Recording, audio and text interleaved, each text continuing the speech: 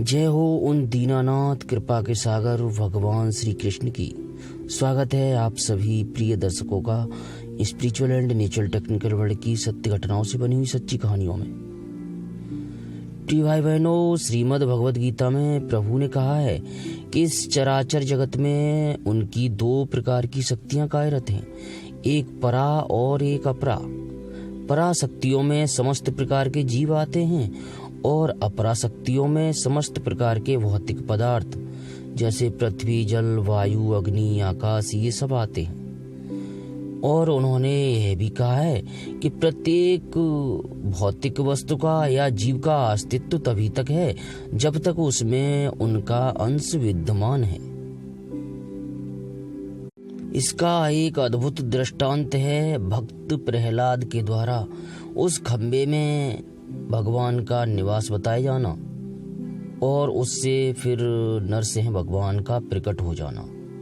तो यह सब जो आध्यात्मिक जो कहानियां हैं वह सब सत्य ही होती हैं और प्रमाणिक भी होती हैं। हमें विश्वास सहज नहीं हो पाता, वजह यह रहती है कि हम उनसे परे हैं। हम भौतिक वस्तुओं पर विश्वास करते हैं। इन आँखों से जो भौतिक चीजें, भौतिक वस्तुएं हमें दिखाई देती हैं, हम उन्हीं पर विश्वास कर पाते हैं। जो आध्यात्मिक घटनाएं हैं, आत्मा से संबंधित जो घटनाएं हैं, उनके लिए हमें दिव्य चक्षु चाहिए, दिव्य दृष्टि चाहिए, तब हम उन्हें देख सकते हैं। या हमारे अंदर उतनी पवित्रता हो, उतना भाव हो। आइए अब चलते हैं आज की सच्ची कहानी की तरफ, जो बड़ी ही शिक्षाप्रद है, रोचक भी है और जानकारी से भरी हुई है। हमें यदि अपने जीवन काल में किसी का हम सम्मान नहीं कर सकते तो उसका अपमान भी नहीं करना चाहिए। कभी कभी ऐसा होता है कि हम जिसका अपमान कर देते हैं वह उसे सहन नहीं कर पाता है और उसका दुष्परिणाम हमको भुगतना ही पड़ता है। अंग्रेजों के शासनकाल की बात है। एक अंग्रेज श्री W.R. यूल कलकत्ते में Messrs Atlas insurance company limited में ईस्टर्न सेक्रेटरी के पद पर कार्य करते थे। इस कंपनी का कार्यालय 4 क्लाइव रोड पर स्थित था। इनकी पत्नी श्रीमती यूल ने सन 1911 या 12 ईस्वी के लगभग जयपुर से एक श्री गणपति की मूर्ति खरीदी। जबकि वे इंग्लैंड जा रही थी, वे अपने पति को कलकत्ता छोड़कर इंग्लैंड चली गईं तथा उन्होंने अपनी बैठक में कार्निस पर गणपति जी की प्रतिमा सजा दी। एक दिन श्रीमती यूल के घर भोज हुआ तथा उनके मित्रों ने गणेश जी की प्रतिमा को देखकर उनसे पूछा, यह क्या है? श्रीमती यूल ने उत्तर दिया, यह हिंदुओं का सूंड वाला देवता है। उनके मित्रों ने गणेश जी की मूर्ति को बीच की मेज पर रखकर उनका उपहास करना आरंभ किया। किसी ने गणपति के मुख के पास चम्मच लाकर पूछा, इसका मुख कहाँ है? जब भोज समाप्त हो गया तब रात्रि में श्रीमती यूल की पुत्री को ज्वर हो गया, जो बाद में बड़े वेग से बढ़ता गया। वह अपने तेज ज्वर में चिल्लाने लगी, हाय, सूंड वाला खिलौना मुझे निगलने को आ रहा है। डॉक्टरों ने सोचा कि वह सन्निपात में बोल रही है, किंतु वह रात दिन यही शब्द दोहराती रही एवं अत्यंत भयभीत हो गई। श्रीमती यूल ने यह सब वृत्तांत अपने पति को कलकत्ते लिखकर भेजा। उनकी पुत्री को किसी भी औषधि ने लाभ नहीं किया। एक दिन श्रीमती यूल ने स्वप्न देखा कि वह अपने बाग के संलाप गृह में बैठी हैं। सूर्यास्त हो रहा है।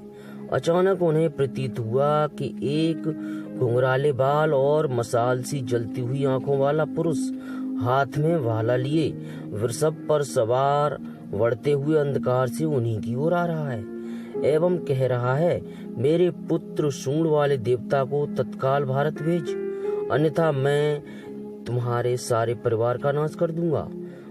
वे अत्यंत भयभीत होकर जाग उठी।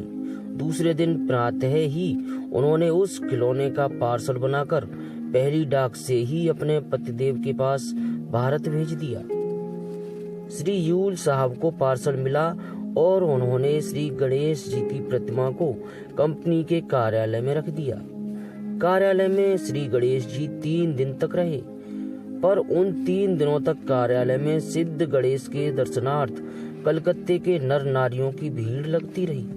कार्यालय का सारा कार्य रुक गया। श्री यूल ने अपने अधीनस्थ इंश्योरेंस एजेंट श्री केदार बाबू से कहा कि इस देवता का क्या करना चाहिए। अंत में केदार बाबू गणेश जी को अपने घर 7 अभय चरण मित्र स्ट्रीट में ले गए एवं वहां उनकी पूजा प्रारंभ करवा दी। तब से सभी श्री केदार बाबू के घर पर ही जाने लगे। इधर वृंदावन में स्वामी केशवानंद जी महाराज कात्यायनी देवी की पंचायतन पूजा विधि से प्रतिष्ठान के लिए सनातन धर्म की 5 प्रमुख मूर्तियों का प्रबंध कर रहे थे। श्री कात्यायनी देवी की अष्ट धातु से निर्मित मूर्ति कलकत्ते में तैयार हो रही थी तथा भैरव चंद्रशेखर की मूर्ति जयपुर में बन रही थी, जबकि महाराज गणेश जी की प्रतिमा के विषय में विचार कर रहे थे। तब उन्हें मां का स्वप्न आदेश हुआ कि सिद्ध गणेश जी की एक प्रतिमा कलकत्ते में केदार बाबू के घर पर है। जब तुम कलकत्ते से मेरी प्रतिमा लाओ तब मेरे साथ मेरे पुत्र को भी लेते आना। अतः स्वामी श्री केशवानंद जी ने अन्य 4 मूर्तियों के बनने पर गणपति की मूर्ति बनवाने का प्रबंध नहीं किया। अंत में जब स्वामी श्री केशवानंद जी श्री श्री कात्यायनी माँ की अष्टधातु की मूर्ति पसंद करने के लिए कलकत्ते गए, तब केदार बाबू ने उनके पास आकर कहा, गुरुदेव, मैं आपके पास वृंदावन ही आने का विचार कर रहा था। मैं बड़ी आपत्ति में हूँ। मेरे पास पिछले कुछ दिनों से एक गणेश जी की प्रतिमा है। प्रतिदिन रात्रि को स्वप्न में वे मुझसे कहते हैं कि जब श्री श्री कात्यायनी माँ की मूर्ति वृंदावन जाएगी तो मुझे भी वहाँ भेज देना। कृपया आप इन्हें स्वीकार करें। गुरुदेव ने कहा, बहुत अच्छा, तुम वह मूर्ति स्टेशन पर ले आना। मैं तूफान एक्सप्रेस से जाऊंगा। जब माँ जाएगी तो उनका पुत्र भी उनके साथ ही जाएगा। सिद्ध श्री गणेश जी की यही मूर्ति भगवती कात्यायनी जी के राधाबाग मंदिर में प्रतिष्ठित है। इनकी वृंदावन में बड़ी ही मान्यता है। प्यारे भाई बहनों, हमारे इष्ट देव चाहे जो भी रहे हों, पर हमें किसी अन्य दूसरे का देव का भी अपमान नहीं करना चाहिए। हमेशा अपने इष्ट देव के अतिरिक्त जो भी देव हैं उन्हें भी नमस्कार ही करना चाहिए, उनका सम्मान ही करना चाहिए, उनकी भी स्तुति करनी चाहिए, गुणों का व्याख्यान करना चाहिए। क्योंकि किसी के साथ आप अच्छा करोगे तो अच्छा फल ही मिलेगा, किसी से आशीर्वाद ही मिलेगा, कोई शाप तो नहीं देगा। परंतु इसके विपरीत होने पर इसका विपरीत भी हो सकता है, तो इसमें कुछ जाता नहीं है। और फिर जो विवेकी पुरुष होते हैं वह कभी भी दूसरे का अपमान नहीं करते, भले ही उन्हें अपना अपमान सहन करना पड़े। तो इस घटना से तो हमारा प्रसंग यही निकलता है। और प्रभु ने जिस प्रकार कहा भी है, प्रत्येक वस्तु में चाहे वह सजीव हो निर्जीव हो, जब तक प्रभु श्री कृष्ण का अंश विद्यमान है तभी तक उसका अस्तित्व है।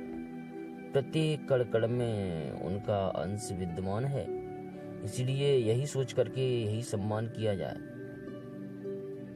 अगली किसी सत्य घटना में जो दिल को छू जाने वाली होगी, मैं फिर से आऊँगा आपका मन लुभावने के लिए, भक्ति भाव को और प्रगाढ़ करने के लिए, एक नया आयाम प्रस्तुत करने के लिए। तब तक के लिए हाथ जोड़कर आपसे किसी प्रकार की त्रुटि के लिए क्षमा चाहता हूँ और अपने प्रभु श्री कृष्ण से भी क्षमा, कि वह मुझे इतनी शक्ति प्रदान सभी प्रकार के जो प्रभु के भक्त हैं और मेरे प्रिय भाई बहन हैं, उनकी सभी प्रकार के प्रश्नों के संतुष्ट पूर्ण आंसर दिया करूं, उन्हें संतुष्ट कर दिया करूं अपनी वाणी के द्वारा। इतनी ही कृपा मैं उनसे चाहता हूं कि उनकी स्तुति हमेशा मैं करता रहूं। और अंत समय में प्रभु इतना अवश्य कर देना कि अंत समय में बस इस नश्वर जगत का कुछ भी मुझे ध्यान न हो, आपके श्री चरणों का ही ध्यान हो। क्यों अंत में आप में ही विलीन होना चाहता हूँ, आपके पास ही आना चाहता हूँ। हे प्रभु, मुझ पर और सभी अपने प्रिय भक्तों पर इतनी कृपा अवश्य करना कि अंत समय में आपका ही ध्यान हमें रहे। प्रारब्ध बस फिर चाहे जो भी गति हो हमारी आध्यात्मिक जीवन की, हमारी इस आत्मा की, परंतु अंत समय में आपका ही ध्यान हो।